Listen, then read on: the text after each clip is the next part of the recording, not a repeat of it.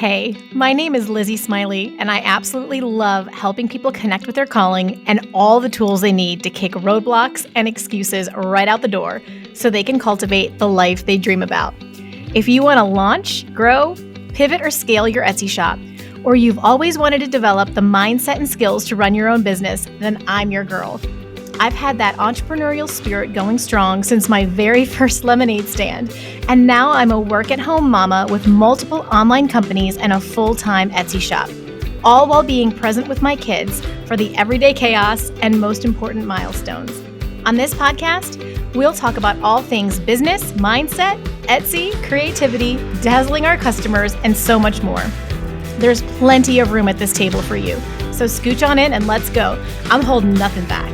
Welcome to How to Sell Your Stuff on Etsy. I'm so glad you're here.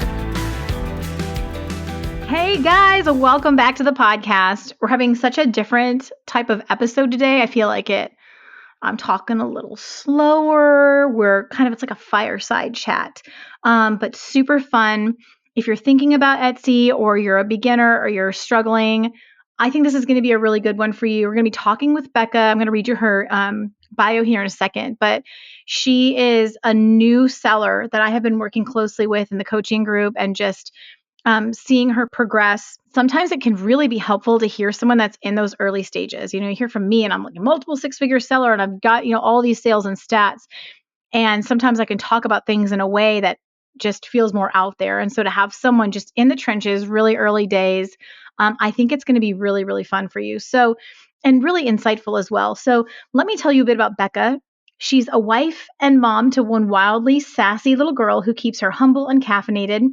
By degree, I'm a pediatric speech language pathologist, but deep down, I've always had a soft spot for side hustles and creative chaos. Girl should be a writer.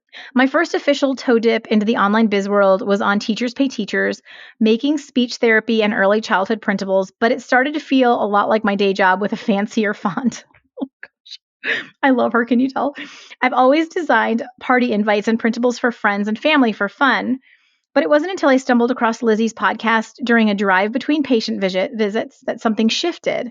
She said, "There's room at the table for everyone." And that line stopped me in my tracks. It felt like the sign I didn't know I was waiting for. So on March 8th, 2025, I officially opened my Etsy shop, and I haven't looked back except to laugh at how long it took me to just go for it. So we're going to talk about early days of Etsy, where she's at, what she's selling, what she's been learning, the best resources for you, the way to approach this, her biggest ahas. Great fireside chat, just talking about those basic early days. So please help me welcome Becca to the podcast. Becca, hey girl, welcome to the podcast. Hello, I'm so happy to be here. Well, thank you for being willing to spend time with me and chat about Etsy because it's a commitment on your end. So I appreciate it. We're going to have so much fun. I am so excited. Okay, well, people don't know you yet. They're going to, though, because one day you're going to be just like me. I can already see it. Talk to us. Let's just start really fun. What has been the most challenging part of Etsy so far for you? I think the most challenging part is dealing with that imposter syndrome at the beginning. My first couple months, I was like, well, no, I've only been doing this since March. So probably March and April, I was like, I don't know what I'm doing. I hadn't found you yet. You're 4 months in. You're only 4 months in right now. Okay, keep going. Yeah. Yeah. So that first month, I was like, I don't know what I'm doing. I put up a listing or two and got crickets, and I was like, Etsy's not for me. And then I found your podcast, and you're like, scooch on in. There's room at the table for everyone. And that line that I keep hearing in my car when I'm in between patients, fired me up and was like, no, keep on doing it.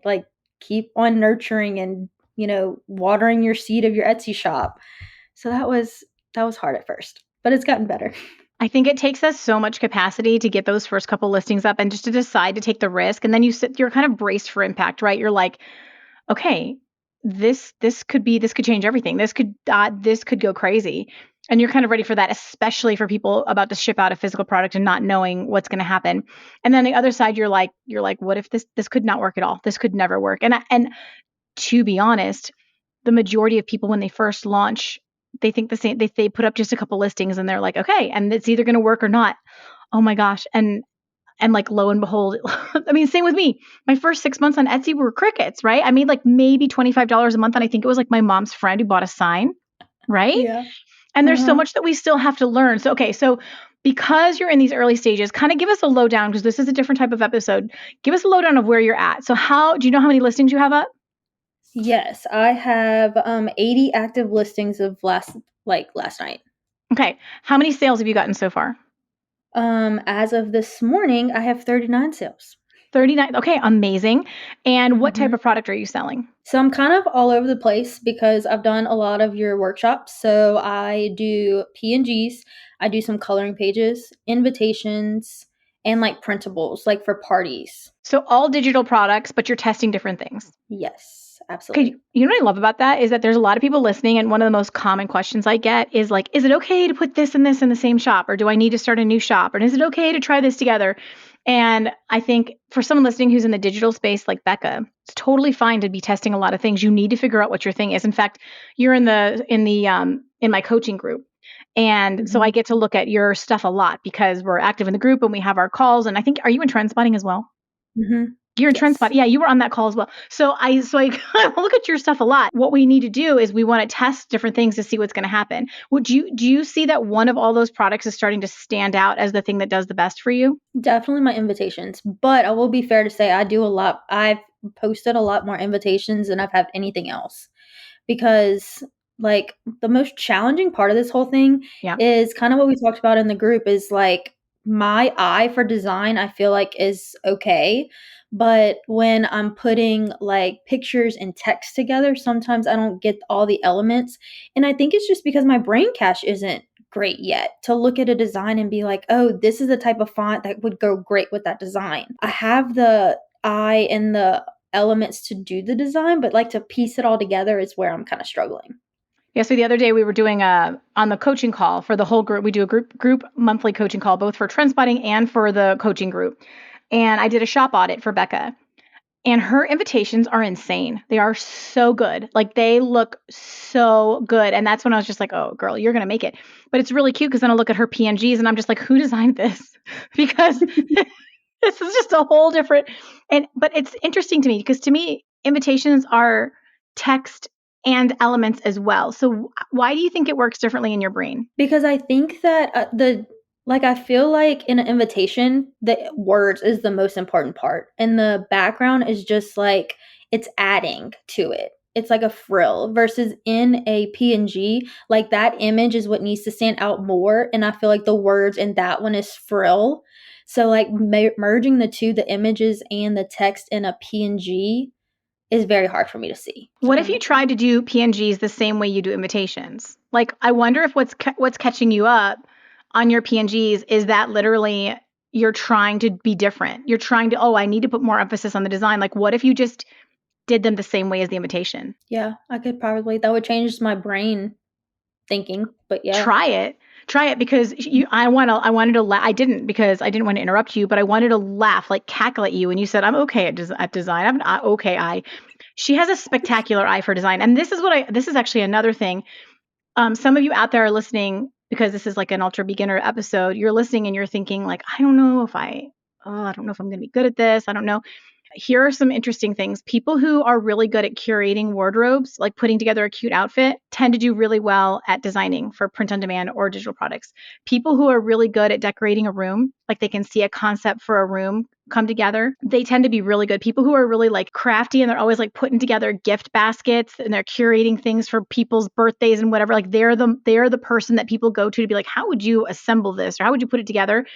You will be very good at this because that's what Becca's talking about. Her eye is so good. And my guess is she's got a good eye for decor. Do you have a good eye for decor? Yeah. Yeah. You're usually in a t-shirt because I'm seeing you after work, but do you have a Yeah, pretty good eye for, yeah. Is that Comfort Colors? it sure is. Yeah. Okay. So yeah, those of you listening, that's the tea. Okay. So talk to us like you just started in April. I've got my dates straight. March 8th is when I You opened up my did start shop.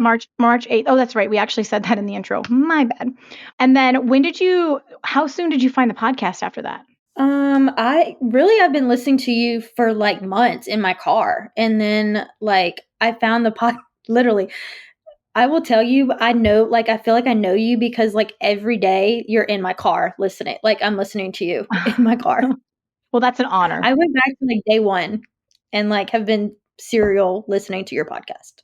So literally you like launched your shop, or before you launched your shop, you were searching like podcasts? Hmm. No Yeah, because I way. got so yes, because I got so like I travel to people's homes for my job and I got so tired of listening to the radio. I was like, I've got to find something else to listen to. I'm driving myself crazy listening to Mm. music. And I was like, oh, I've always liked the idea of having a side hustle. Like in grad school, I would do Upworks and I would like type for children's stories and like I don't What? know, categorize yes.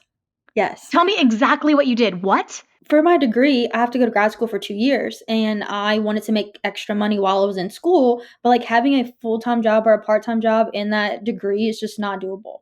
So, I got on Upworks, and there was a guy out of, like, New York that was like, "Hey, do you wanna write children's books? You can be my ghostwriter." And I did. I did that for 2 years. Yes.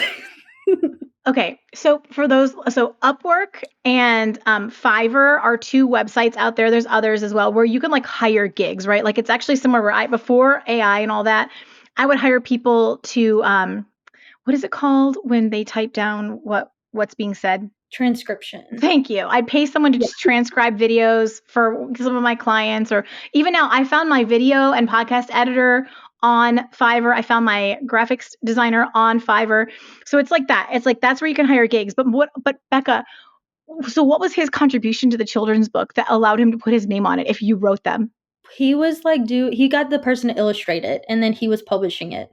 You are joking me. You're literally No, a I'm children's serious. author. Is your name on those books? No, they're not. Oh my word. Okay, I'm offended. Mhm. Like really offended. Okay. And then you did a stint on Teachers Pay Teachers.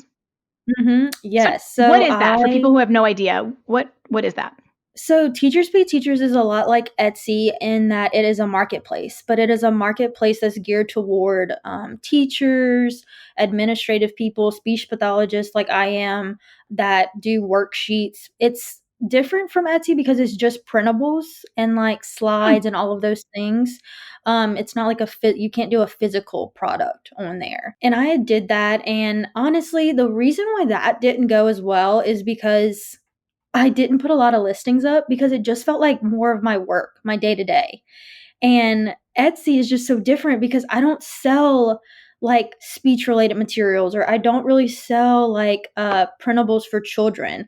I sell my invitations or I sell my PNGs because I think they're funny. So it's given me like a creative outlet that Teachers Pay Teachers really did give me. Does that make sense? So yeah, it makes complete sense. I didn't realize like is Teachers Pay Teachers supposed to really be like for digital products that will help support them in their teaching role? Yes, so, like, a Oh, bunch of it is, like, first-year teachers that are given, like, a curriculum, and they'll go on Teachers Pay Teachers and be like, "Oh, I need curriculum help with this certain topic." Like, there's a math teacher that sells, like, a bunch of math worksheets for teachers to, like, go get, or, like, reading comprehension, stuff that you can get online. so I have so many feelings because I'm just like so I'm thrilled at the teachers supporting each other and helping each other both like here I'm going to pay you for this but also like here let me give you the content you need, but I'm also offended that the teacher has to pay for it and the school is not providing that material. I suppose Mhm, sometimes they're yeah, given a budget, right? Probably sometimes they're given some budgets, but I know teachers have to spend ridiculous money to like mhm, build up their classroom, right? yeah, Okay, yeah. so you were A lot of creating my friends printables. do, Okay, and go ahead. go ahead. No, I I said interrupted you. Oh, that's an ADHD coming from both of us.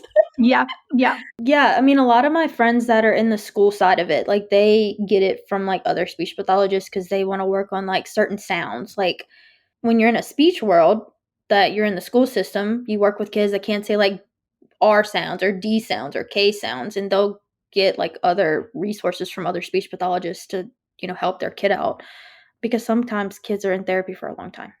And they get Yeah. bored of the same things over and over and over again. For sure.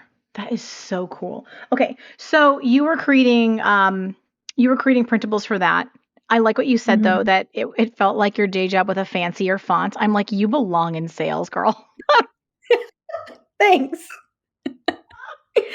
Yeah, it was just fancier Okay. than my So day-to-day. when you're, talk about your goals with Etsy. Like, what do you ultimately want it to do for you? So originally, I wanted to early steps, which is like the government program that I work for to do speech therapy, was like, we're gonna cut y'all's pay because we're doing all these things. And I was like, oh, that gave me a year.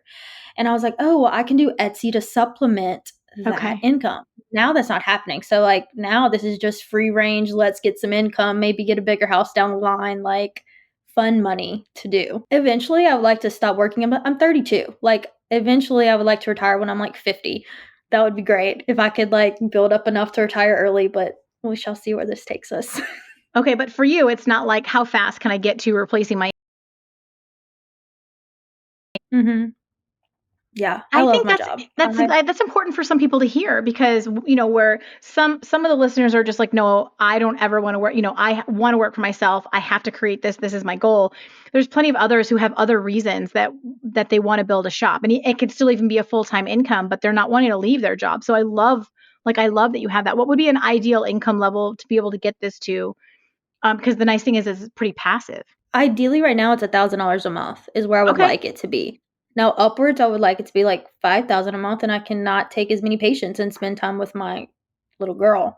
But there's no, and I'm glad you said that. Like, there's no pressure. There's no pressure on me to be like, I just lost my job, or like I need, you know, or like I need the extra income. Like, this is fun, and I feel like that is kind of why I've had such success so early, is because it's fun to me, and I'm like not, oh my gosh, I got to put up an Etsy listing today, or like, oh my gosh, I got to do SEO research. It's like, oh, I find it fun to do that. Are you being really consistent? Yes. So May 13th was the first Trendspotting call that I listened to you. And you were like, that was when I had 25 listings and I had 5 sales. And you looked at me and you said, Becca, you've got to do the volume. Since that day, I have posted at least 1 to 2 listings. Unless like I was sick, like I had a stomach virus a couple weeks ago, like Ew. obviously, but I did 2 the next day. So yes, So let's very actually talk consistent. through this. This is great. And I love that this one, something I love about you is your follow through. So if you want to make $1,000 a month, right now, what are your listings priced at? So my PNGs are like 90 cents. My Hmm. invitations are like $1.27. Okay, great. And so here's what I suggest. I know you've heard this before, but others who are listening haven't necessarily. Before you have social proof in your shop, like before you have bestseller badges, before you have even a star seller badge, before you have hundreds or thousands of sales, reviews, all of those things that make a shopper look and immediately trust, right? You can see these marketplace indicators that create trust. They're like, okay, if I put my money here, I'm going to get a good quality product. I'm going to get the customer service I need, whatever. One of the ways that we can compete is on pricing. When I first started my PNG shop last fall, I kept my prices really low. So like I even started at like 77 cents for my PNGs. And then once I got my first review and I got a few sales, I put them up at 97 cents. And then once I had at least 100 sales, I put them up at $1.97. And then once I started getting badges and lots of reviews, and there were ways that my shop had credibility, I bumped it up to 297. And then if I get a bestseller badge on something, I'll bump it up even more, just depending on what the market is. It kind of will vary. I'll put it up even to 497. It just depends. Is it a bundle? Is it one individual PNG? That kind of thing. So I love your price point right now for where you're at 36 sales. If you want to make $1,000 a month, this is just like to teach people how to think about this. I'm going to need my handy dandy calculator. You would need to make, let's see, 1,000 divided by $1.27 is 787 sales per month. And obviously, you're going to be able to bump up your price by then. But just for the sake of the example, if you need 787 sales a month, I'll write that down because I've got to see it. About 10% of our listings that we list will usually sell, especially in the beginning. You can't expect everything to list. Even for me, not every single listing that I put up ends up selling. I probably maybe 3 to 4 out of 10 will sell because I'm technically a beginner PNG designer as well.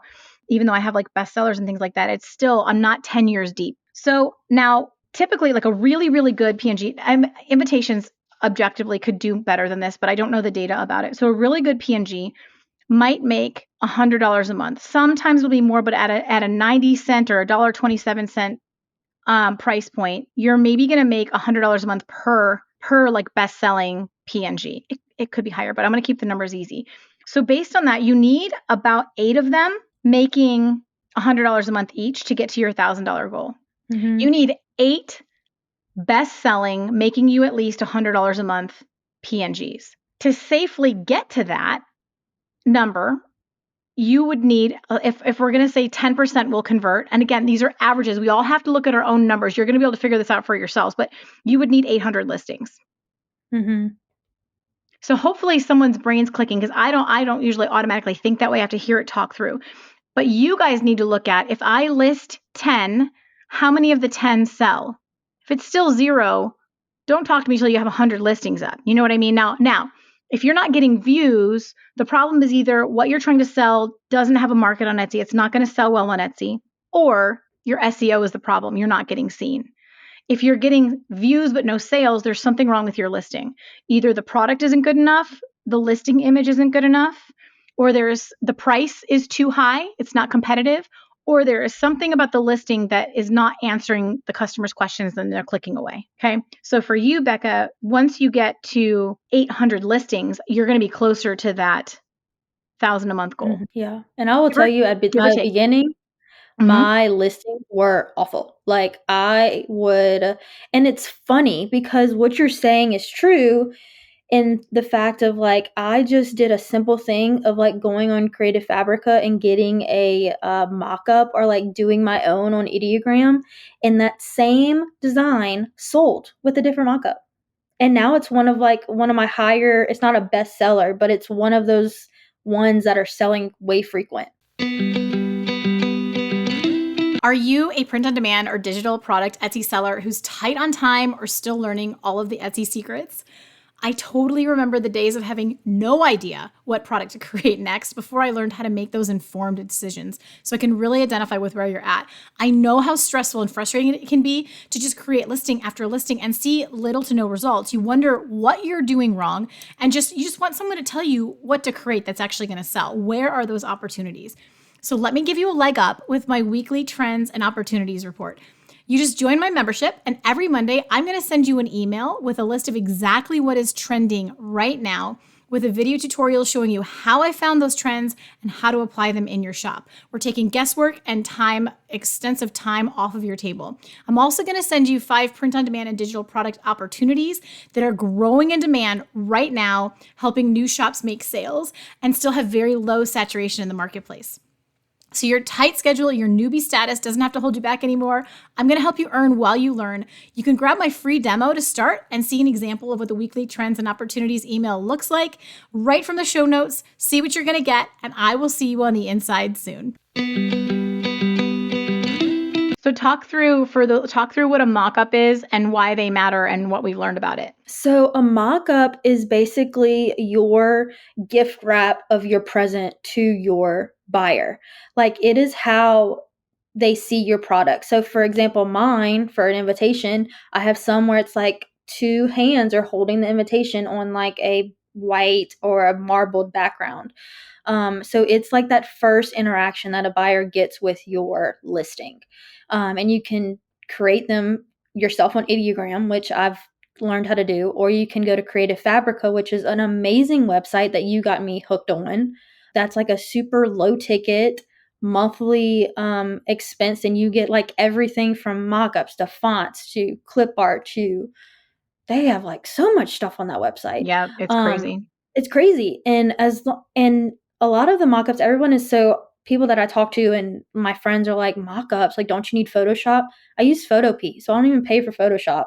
And the PSD file, which is like I don't know the technical term for it, but it's whatever they use Photoshop, the Photoshop file, you can get it in Photopea and just drag and drop your file into it. And that's what I use as my mockups, my listing mockups. Well, and you're being fancy because I just use Canva.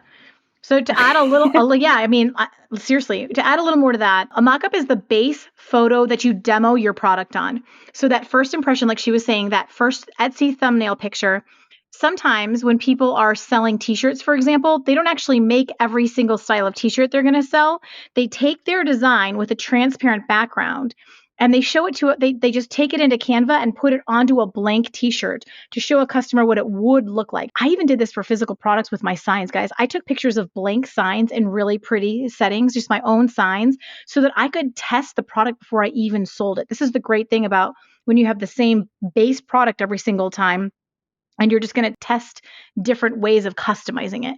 So you can get blank t-shirt photos, you can get blank wall art photos. She has blank invitation photos that then she can take the designs that she creates that's like the style of an invitation, and she can put it on that mock-up and show the customer what it will look like when they, when they get it, whether they're going to print it or send it digitally. Now, a lot of times in the beginning, people want to save money when they're starting on Etsy, and I totally get it, but that first impression photo can make or break you. And a really, really good mock-up can sometimes sell a mediocre design for you, which is why Wait, I just got a new sale. You did right now, cha-ching! Yes. Woo! 40 sale. Oh my gosh, this is magical. That's so special. Sorry, I didn't mean to cut you off, but the change just came in. Please cut me off when you get a sale. Like, that's your rule for this entire, I wish we could do shots. That's your rule for this entire call. You've got to interrupt me every time you get a sale. That's 5 for today, right? Yes, that's the most I've ever gotten. This is what happens, you guys. You prime the pump, you keep adding listings, you keep getting better, you improve everything. You start in the beginning, you're just trying to figure out getting views, right? You're trying to get the basic listing put together, looking good, a decent quality product, good SEO, good listing. But then once you start getting it, you start paying attention to the details. And that's how we got into mockups. Because if you're just using, like, for some things, for like digital products, AI mockups are great. If you're trying to sell a PNG design that someone would put on a t-shirt via sublimation, or you're trying to sell print on demand, you need to get high converting mockups. You cannot just use AI mockups. And that's why you found that your design, it wouldn't sell in your AI mockup, but it sold when you bought one. Is it selling on a flat lay? Yes. Okay. So I And a actually Comfort Colors flat lay. a Comfort Colors flat lay. But yeah, she's laughing because this is I'm a freaking broken record in this group about these are the. So here's what I'm going to do, you guys. I'm actually going to put a link for I made a resource, like a PDF file that has links to all of the best mockups on Etsy, the ones that convert the best. Is it going to sell a bad design? No. Like, at the end of the day, even like a spectacular design can sell on a cruddy mockup, but a mediocre design can sell on an awesome mockup. So if you guys need better mockups, if you know yours aren't strong enough or you haven't really invested in it yet, I'm going to put a link with a PDF of all of my favorite mockups on Etsy, and it's going to make it easier for you guys because this is where it's at. Okay, so details, like from the mockup to how we were talking about this the other day, how it's like placed on the shirt, for example. Like, let's say you're doing a PNG file and the shirt is tilted just a little bit, but the design isn't. What were we talking about? Yeah, like you don't want someone who's like this. You want someone who's straight. You want them straight on. Straighter is, Yeah. yes, straight on and no wrinkles.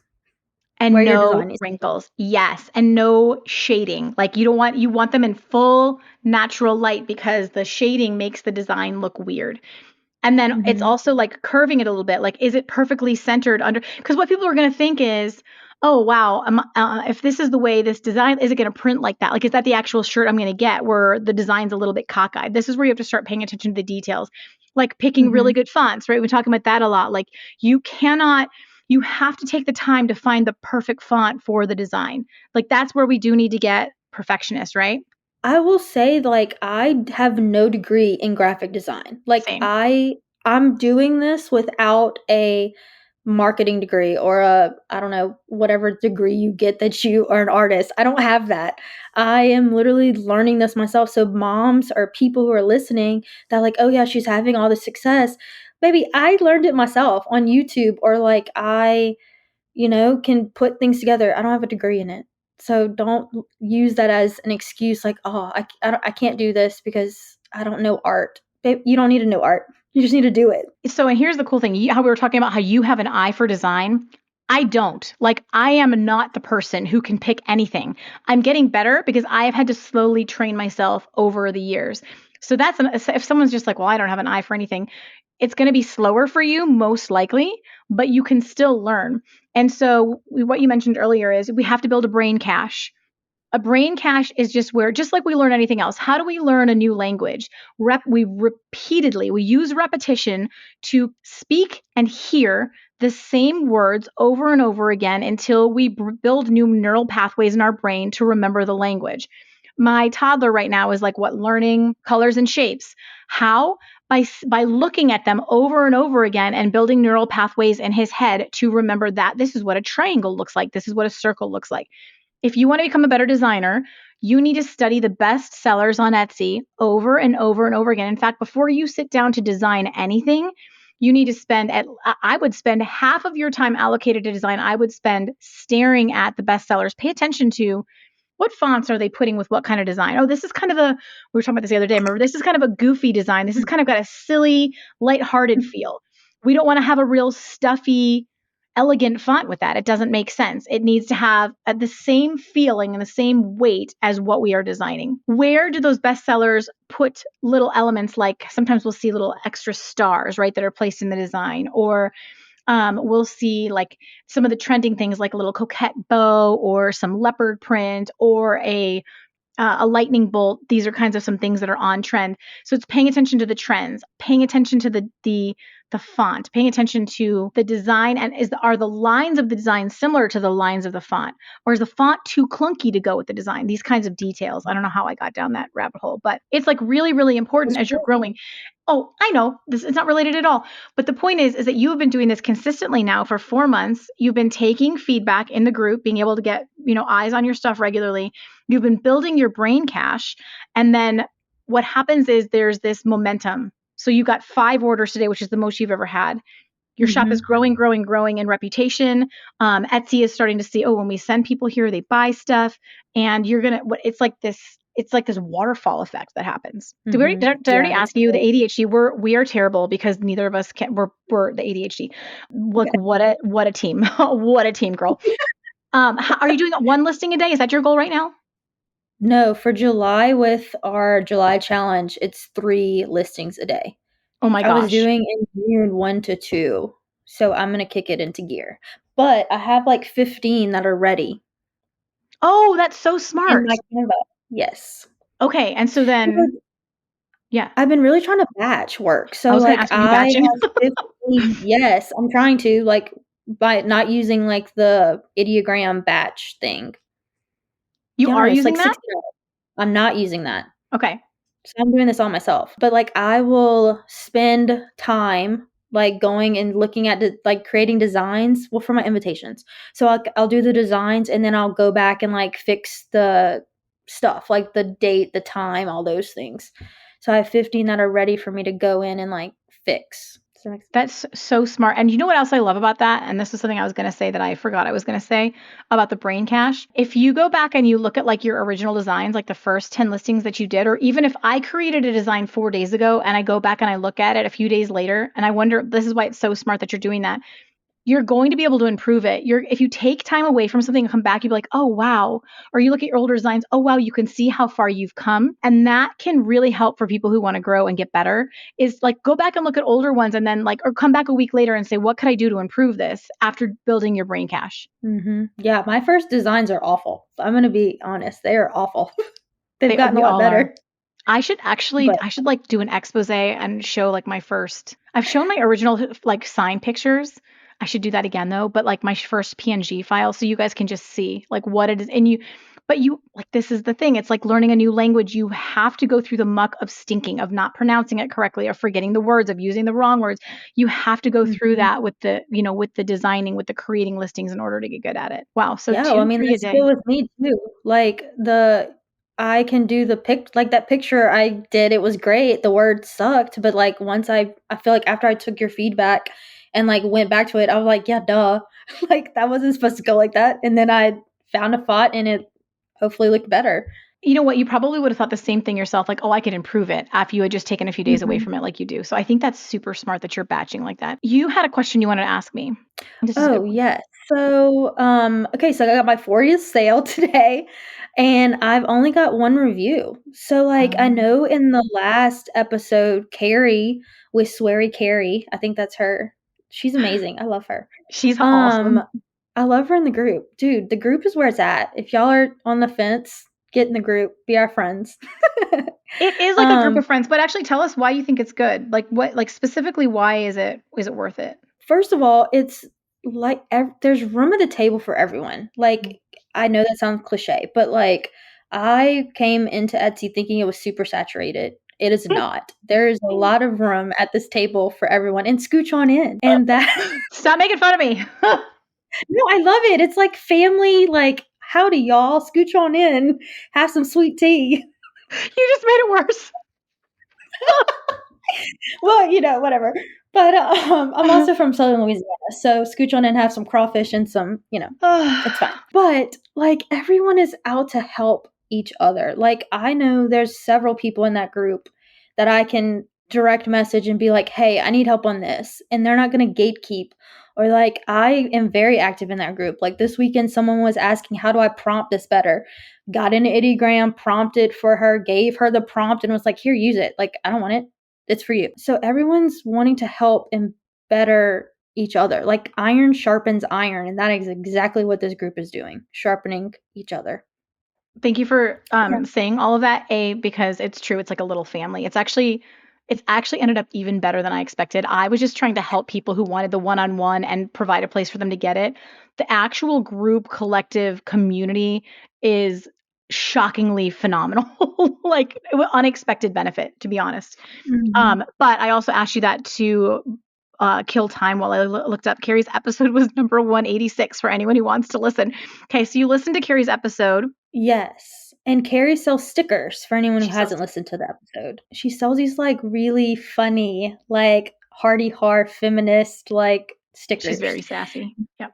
Yes. And she does it what? She does print on demand stickers, right? No, she has a third party company print them for her, but she ships them herself. So she's basically buying wholesale. It's like if we designed a product and then had it manufactured and then we shipped it out. We like wholesaled it and then shipped it out. Does that make sense? Yeah.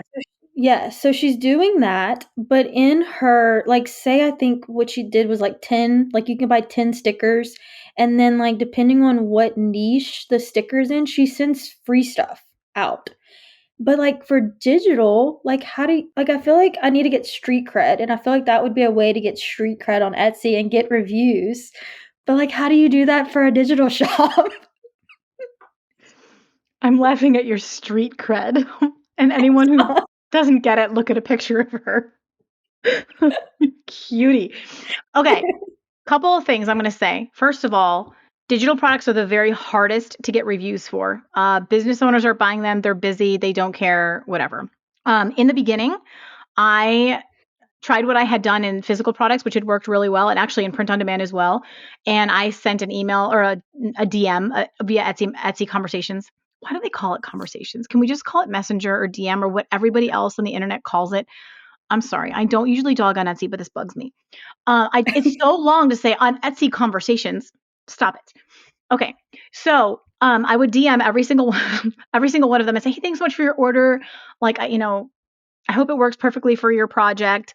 Please let me know if you have any issues accessing it, whatever, whatever." Basically, my whole thing is if you provide great customer service, you'll get good reviews. Well, I actually found in the digital space, I felt like I annoyed them more because they all have Etsy shops too.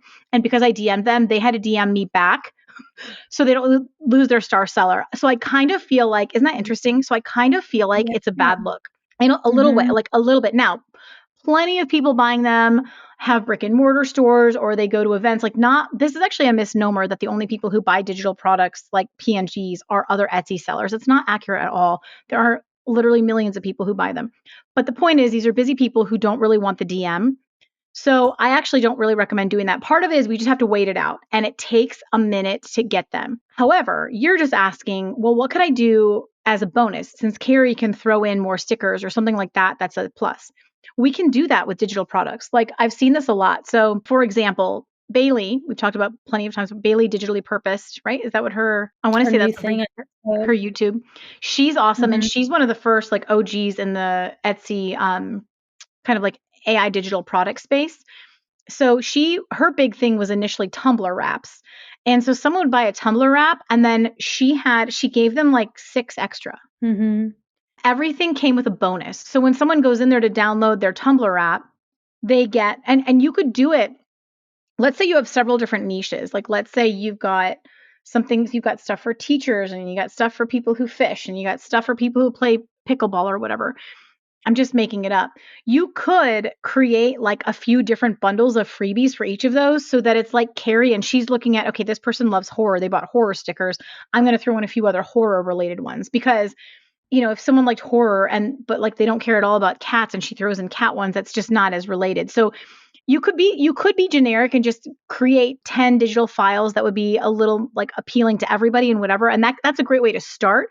I think it would be an Mm-hmm. even bigger flex though to make them specific to the niche. Everyone who buys a Mm-hmm. funny, a funny like dog related PNG from you gets like 6 more or 10 more free dog related PNGs. And they're not ones that you list in your shop. They're just that bonus. Yeah. Or even like invitations. I guess you could do like a thank you note, like say if I do a birthday invitation, I can do like a thank you for coming birthday tag that fits what the invitation would be. That's completely brilliant. Or like, I don't know, have you for your daughter? Like, I remember when mine was little and we'd have birthday parties and then you send a thank you note. A lot of us, I guess, don't in 2025, but it would be like mostly filled out. So it would say, already say on a thank you for the, and then there would be a line. I'm excited to Mhm. line and then love line. You could create some of those that match the invitations and they could send those Mhm. digitally after the party. If they don't use it, they don't use it. But I love the gift tag.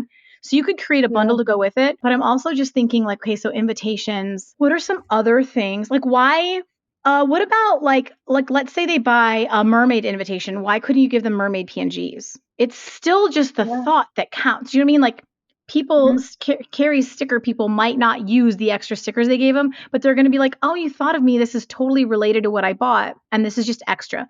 Or it's like when they give you like the crappy mint at the restaurant, but it's like you're not going to eat the mint. I don't want the mint, but thank you for giving me the mint. Really sweet that you thought of me, but you're like, I'm not going to eat you're like literally cost you 0.001 pennies mint. Now you give me a Mhm. really good mint, I'm going to be even happier, but it's the Yeah. thought that counts. That would work too because eventually I would like to. So I did. Did I tell you this? I had an invitation. I'm waiting here. No, I had an invitation that sold, and like you know how when you're on Etsy it says like oh repeat buyer.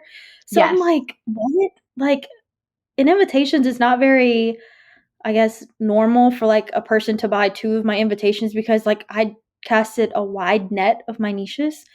So I'm like, what did this person buy two of? It was the same invitation. So I Oh. messaged her and I was like, hey, like I saw you bought the same invitations. It's a digital download. Like, did you mean to do this? It was a pregnant mom. And she's like, oh my gosh, like no, I didn't mean to. And I was like, oh, no problem. Like, I'll reimburse you. But like, I have a bundle for the invitation. Like, do you want to take a look at that? That has like all this different stuff in it. And she's like, yes, and bought it in like a second. So like I want to do more bundles for my invitations. So like I would hate to give out like free stuff that goes with my bundle because I Oh want to yeah. sell that. Yeah. So the PNGs would work. The PNGs. Do the PNGs or can you hear the cat? We literally had this Mm-mm. conversation before. You can't hear him. Okay, so the mic's not picking him up. We literally had a conversation about my cat and asked him to be a gentleman during this recording, and it's not happening. He's over there yowling like he's in heat, and he's a male, although he's actually technically not a male. He's a they them because he had so many urinary tract infections and blockages that they had to actually remove all of that and create a whole new situation. I know you all really wanted to know that, but it is kind of funny. Anyway, his name is Zeke, and I got him from the Humane Society, and he has what do you call it? Piercing blue Siamese cat eyes, but he's a mix. Oh, he's coming over here. There's a 16% chance he'll jump on the desk, which would be hi Zeke. You know what? He's right here. Let's just do it. We're committed. Don't scratch me. Here's Zeke, everybody. Oh, Show them your hi eyes. Zeke. He's being squinty. Oh, he's being squinty. Show them your eyes. They're piercing blue, but he won't show you. Hi Zeke. Okay. I love it. This episode, people are either going to fall in love with us forever or they're never going to listen again. It's going to be fine. Sorry, not sorry. It's not your fault. It's my The fault real, for you being get a the real terrible us. host. What resources have been helping you the most though? Like what do you think has really helped you move the needle? It doesn't have to be related to me at all. Like seriously, just spill your heart out. What's been helpful? I'm gonna be honest, the group. Like the Okay. group, your podcast, like I listen to Jenny, like I with all of her mindfulness and all of those things. Like I talk to Jason a lot. I carry around a notebook now, like he does in one of his podcasts. He mentioned like he'll carry on a notebook, and whenever he like gets an inspiration, he'll write it down. So I've been doing that. So What that's a helped boomer. because I don't even know if he is a boomer, but to put it in your phone, Jason, for crying out loud. I mean, that's adorable though, both of you. Also, you are yeah. 32 years old, Becca, but whatever. Mhm. Shout out to Jason Pags. Okay, what about you had mentioned earlier YouTube. Are there any channels that have been really helpful? Bailey's. I mean, I look Yeah, at Bailey's all so the good. time. Same. Everbee is another one that I've been looking at. What is her name? It's not. It's the girl. Everbee? It's the Everbee YouTube. Yes, but is that Cody who does the YouTube videos? I I don't mean, think so. It's a girl. there's a girl, but she works for like the brand. So we just I can Oh, reference the Everbee channel. It's not her channel, right? It's like I've seen it. It's like Everbee's channel, but there's a girl who does the videos. yes, They're so good yes. at So putting out she's like content like that. Okay. Everbee, what else did you say? You said, oh, Bailey. That's the Bailey's, one I need to write down, Bailey. and then Jenny's. I Jenny's watch YouTube, Jenny a they're lot. good, right? Hmm.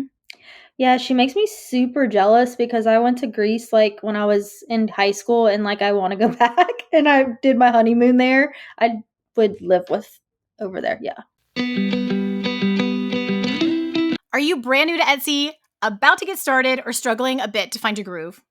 What I'm about to say is just for you, okay? I can completely relate to where you're at because I think I can help you achieve success faster. When I first started my Etsy shop, it was not one of those success stories that we hear on the big YouTube channels, even on this podcast where I just had crazy success and it took off right away. All right. I all but failed for my first 6 months, just like a lot of new sellers. And so it's very relatable. And the issue for me was I didn't understand demand, for one. I didn't understand SEO. I was way too broad in my search terms. And I didn't know how to position my product so that customers just couldn't help but click add to cart. And so once I learned those things, I went from making about $25 a month in sales to $6,000 a month and up. And in the holidays, I would even have $13,000 months, like at my shop's peak. And the thing about me, if you've been here for a minute, you already know this. I'm a terrible gatekeeper, okay? When I figure something out, when I crack a code, when I get excited, I cannot help but tell everybody who wants to listen. It's like either my best asset or my toxic trait. I can't decide. But I put everything that you need to know to fill that beginner knowledge gap into a low ticket, just under 3 hours beginner course that I have called 6-Figure Secrets to Getting Started on Etsy. In it, I'm teaching you how to find what's in demand for your niche, how to find and use trends, how to start your shop if you're worried about that part, SEO strategy to find the micro niches where the opportunity is, how to understand the Etsy algorithm, and a ton more. The whole thing is bite-sized videos, not long form, just small bite-sized videos, zero fluff, and to the point. You could get the course today, go through the less than 3 hours over the next couple days, launch your shop this weekend, and have sales coming in as soon as Sunday. So let's get you the few missing pieces of the Etsy success puzzle, those little tweaks you need to make so you can start making the sales that you deserve, because I have never been more convinced that there is room at this table on Etsy for everyone. And the opportunity is so ripe right now. I am in the numbers, in the data every day, and my mind just keeps expanding on the possibilities, okay? So as a special treat, use the code SAVE50 to save $50 on the 6-Figure Secrets course today. That's $50 off with the coupon SAVE50. And by all means, DM me or shoot me an email when those sales start popping because I want to celebrate with you. Are you going to be Jenny like 2.0 and you guys are going to move to Greece? No, you want to My keep your job. mom. No, people in Greece need speech pathology. It's a different language, but Yeah. It would be you say that, but like a lot of like countries don't do like it's frowned upon to do what? speech therapy over there. I thought you were going to Yeah. say there are a lot of expats, and I was going to be like, you're right, they need you, let's go. What? Wait, what do you mean they don't want to do speech pathology in other countries? What is it Because, frowned like, upon? especially people with, like, speech impediments or, like, stutters, like, you would try to do like, in the United States, we try to do just, like, stuttering therapy and, like, speech impediment therapy to get you to talk right. But, like, in certain cultures, like, they believe that's how you were born, and they don't want that to get fixed. I So here's the thing. If the culture is really respectful and the person can have an amazing quality of life and it doesn't make it a lot harder for them, that's fine. But if they're actually beating them up and having terrible things happen, then I struggle with that. Yeah, it's crazy. Yeah. I'd have to do my Etsy shop full term if I wanted to I'm just go into saying. another country. Ooh, you Just could be saying. like me and you could spend part of the year somewhere else in Greece and you could just see your clients remotely. Look at me making up your life for you. Tell your husband I'm sorry. My husband is like, yes, because he works from home too. He's just an Really? engineer. He's just an engineer? Yeah, he's just an engineer that works from home. But he's like, yeah, let's go move to Singapore. Like, baby, I am not moving to Singapore. Like, Louisiana girl here. Like, no. Okay, that would be so cool. Or Hong Kong. Okay, Yeah. back to the point. Have you had any like really big aha moments in the last 4 months? Have there been anything that have just like a one concept that was just like caused some breakthrough? I feel like me kind of breaking ideogram was my aha moment. Okay, tell me Because I everything. was a mid-journey girl for a Mm, long time. And mm-hmm, then, like, I found ideogram through you and Jason, I think. mm-hmm. Because y'all were like, I think it was the Coloring Pages workshop. Yes, And y'all coloring were pages, like, ideogram, 100% every time. yeah, you were like, "Oh, ideogram," and that night I got on and I was playing with it and I was like, "Oh my gosh, like I can actually prompt a lot better in this program than Midjourney." So like me, I feel like, and I've talked to Jason about this and we've actually got on a call and we were like prompting back and forth. But I feel like when my big aha moment was like, I want this image to look like this. And I did it. And I was like, yes, like I got it. So that was, and like I'll show my husband and I'll be like, Jerry, look, like, look what I just made. And he's like, yeah, okay, that's great. Love you. I'm like, okay. Ugh, And I'm they like don't get sitting here it. like wanting to like, pop a bottle of champagne. Like, oh my gosh, I just made, and it took me like one roll instead of like 18. This is why I have to DM you guys instead of show my husband. I mean, my husband's the biggest support. He's like my biggest cheerleader, but he doesn't get it, right? Like Mm-hmm. the response is not appropriately ecstatic. Yes. That's so interesting. I love Midjourney for anything more like watercolory. To this Mm-hmm. day, I can't get the same look on every image in Ideogram for like a watercolor illustration. Mm-hmm. You have good luck with that? So at first I was not, and then I put like hand drawn watercolor illustration because what was happening is an ideogram, if you put watercolor, just watercolor itself, it would like only do the edges. It was What? weird. Oh, like kind of splotchy? Yes. And I'm like, what the heck is this? So then I started playing with like hand drawn watercolor illustration and it makes it so much better. I'm Then all looking. instead of doing the You're right. I didn't use hand drawn. I and have the style, what watercolor style are you style. Oh, using? Yeah. okay. And then if you style it down to 2.0 instead of 3, it also Oh, makes it better. okay. So there's different. All of these different AI tools have different. Well, what would we call it? Like editions or Mhm. models, basically. Like as they have improved, like as they have grown or the new release has come out. But you can always set them back at other model levels or other. I'm calling it the wrong thing. I'm sure. So if we put ideogram back at 2.0, it does a better Mhm. job with watercolor. Yeah, and 1.0 does better with doodling. Like, if you want that trending What? doodle, yes, 1.0. Okay, you just gave us thank you so much. Is that your aha moment? Because It it was is. mine. That's so fun. Yeah. I was using hand drawn for coloring pages because I like that effect. I feel like it's more what's on trend, but I hadn't done Mhm. it for like my watercolor illustrations or my clip art. So super interesting. Yeah. What tips do you have for like new folks? Maybe people are thinking about it or just getting started. I mean, please encourage them and give them some practical, like maybe, 3 steps or something. Yeah. So, I mean, the first step is you can do this, and you've said this multiple times on your podcast. Like, there's two type of people. There's one that has time. If you have time and you want to like learn things, YouTube University is the way to go. Yep. Like, like Bailey. Bailey's YouTube, your YouTube. If you do POD, which I've not dove my toes into because I like am so far into digital, but like they have phenomenal resources that you can just go and listen to. Jenny's is like, I don't know, 15 10, 15 minutes each video. So it's not like long form, like you have to sit on an hour to learn this one piece.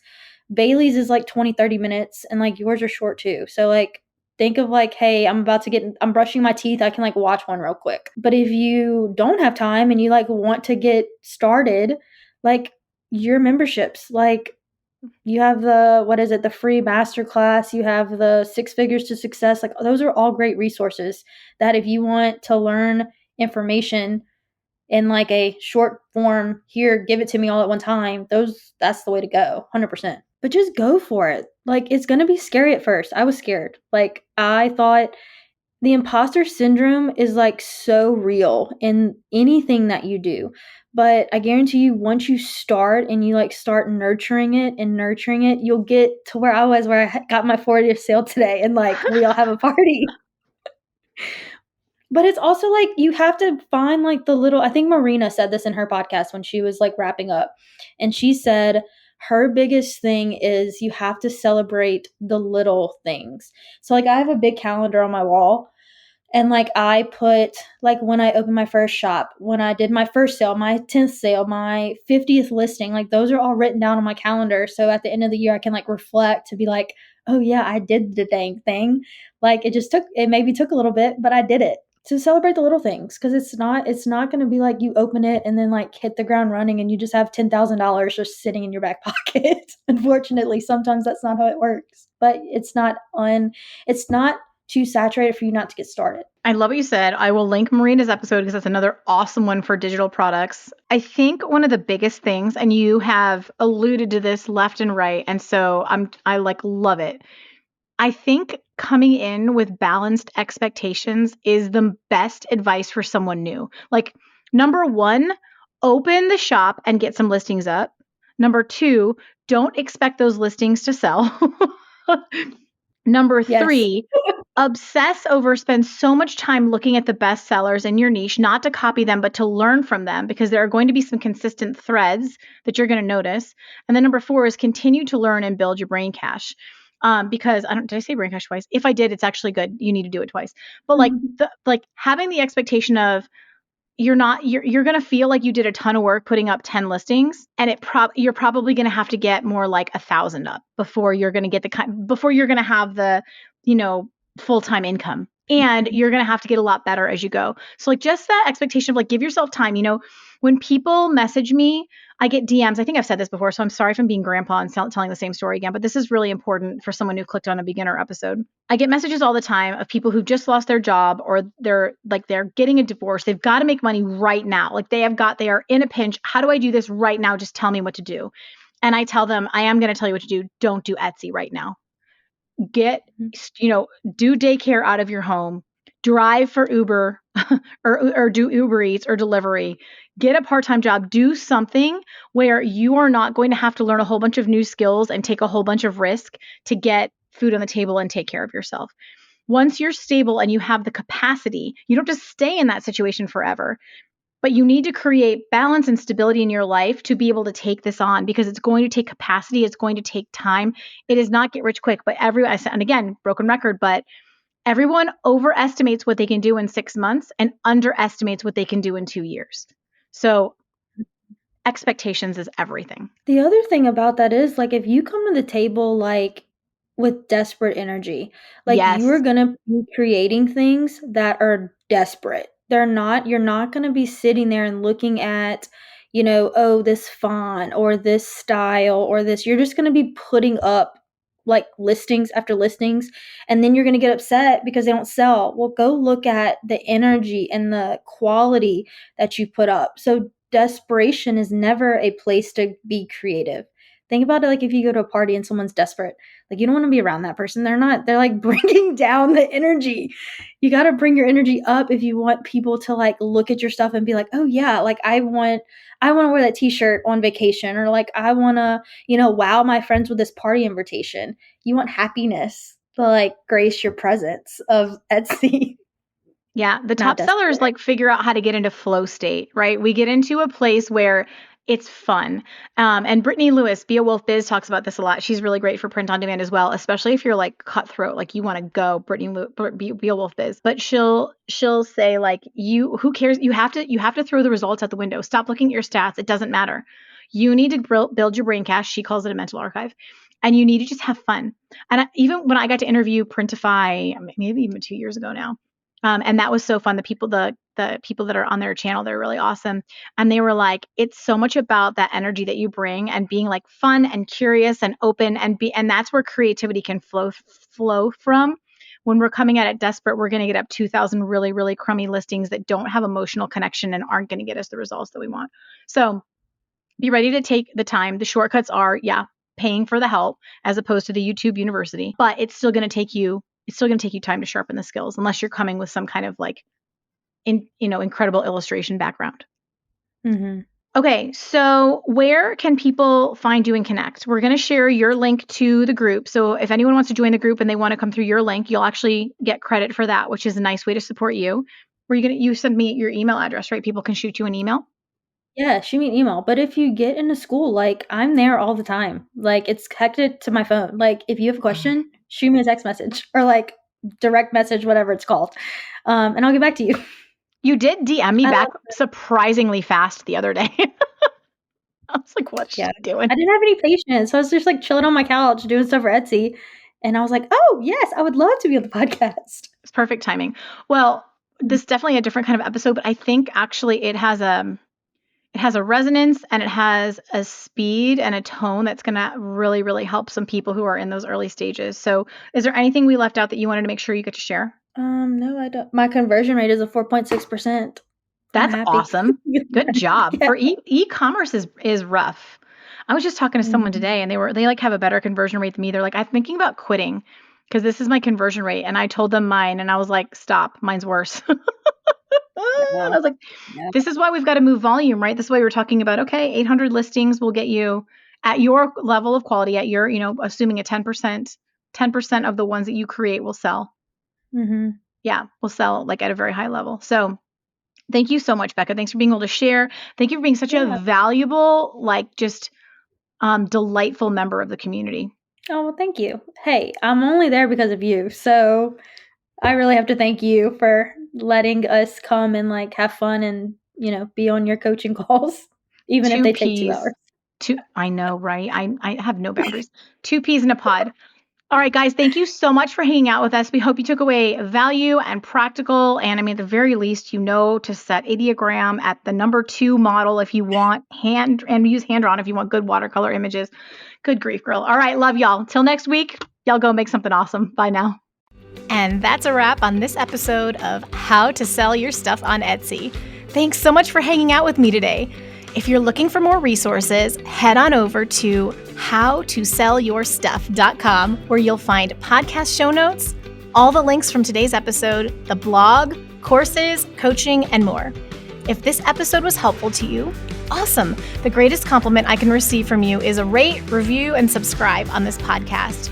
Not only will it allow us to connect again on a future episode, it lets me know I'm providing you with value and helps other people find this content more easily. From the bottom of my heart, thank you for your support. Have a great day and see you next time.